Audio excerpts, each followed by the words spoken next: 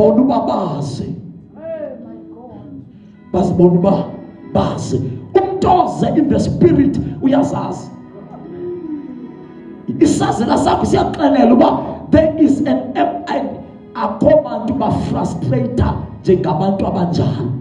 Because he will be trying everything, blaming on everyone, blame abantu ucingela uba kanti uyazazi uba i-problem yakhe it's in the spirit. Noma ungampha ntoni umthengele ntoni akasozonele.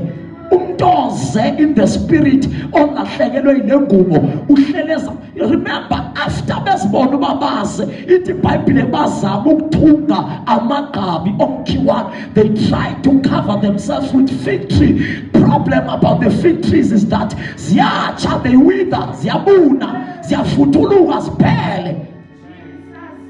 Ziyaphela ziyafuthuluka. Bezama ukufihla ihlazo labo nge-fig tree, ngemithi yemkhiwane. Amen. When a person has lost its glory, ayikho into emonelisayo emhlabeni. Amen. Ungena kulo msebenzi still akoneli, afumana promotion still akoneli. Can buy this car. I upgrade the next year. I upgrade. Uzawuphila impilo yokuhlela upgrade.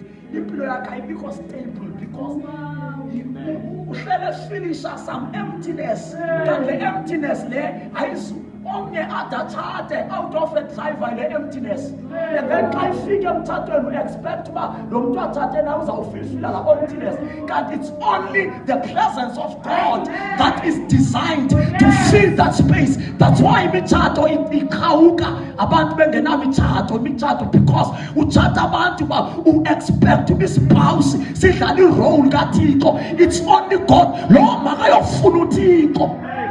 Umazibukalazela imali ispouse simphi imali. After fumana imali uzawukhalazela ispouse simphi aphile impilo yokukhalaza until i-relationship yabo i-deteriorate, i-decline up to an event ye-divorce.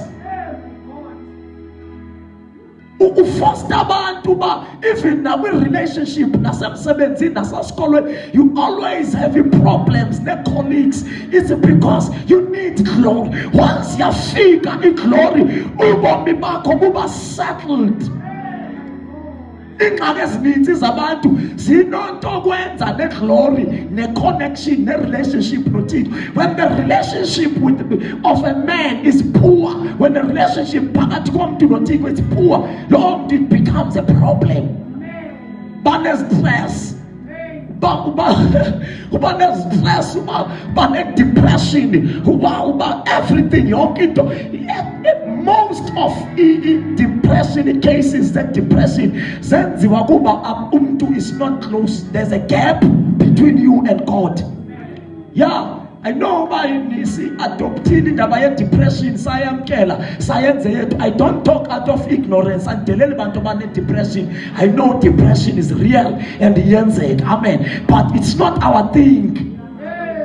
As for man depressed team, if umuntu depressed, check the relationship yalomuntu uba akho gap na phakathi kwakhe. But once uvala igap, kungabi kho gap phakathi kwakho noThixo, you become one with God. In relationship, I mean in depression, it's not your portion. Ayonto yakho in depression. We get depressed because sibhekele kuThixo savula igap, kwangena depressions, kwangena stress, kwangena mental illness. That's why we spend hours now kwinkonzo zethu emihlanganweni yethu si entertain topic ye depression ne mental illness ngoba sesiyamkela uba into yethu yet the demon ayonto yethu. It's a spiritual thing. I-attack ehlasela abazalwane. Everyone is depressed. Everyone is have got mental illness. Wonke umuntu une-challenge.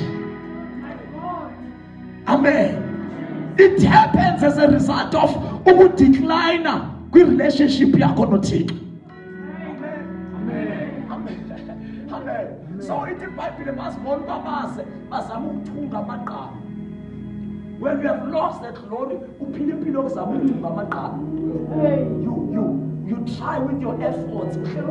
Awuphona, awurelax. Remember, is salvation is thembise irest.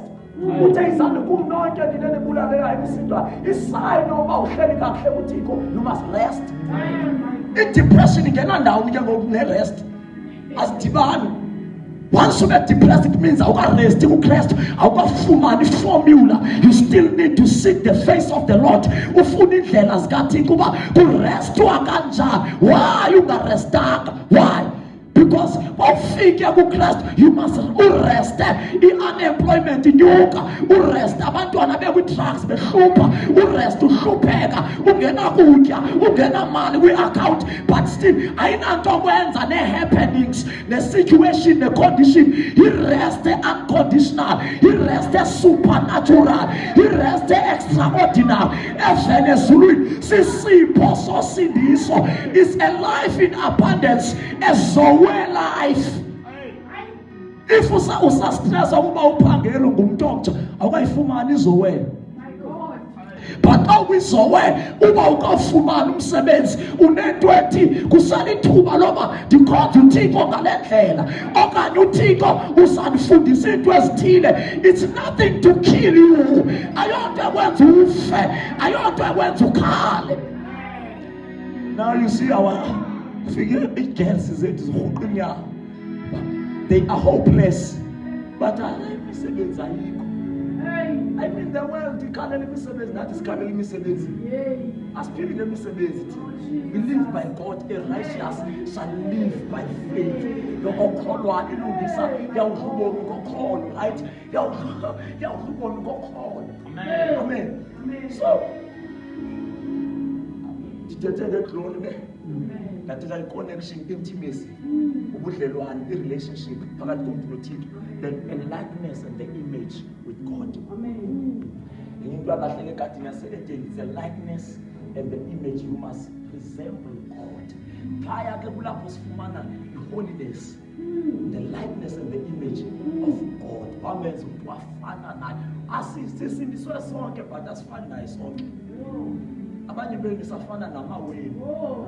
Remember, okufana ayikufana balukujonga ebusweni, but kuthetha ngokufana, it's your formation, it's your character.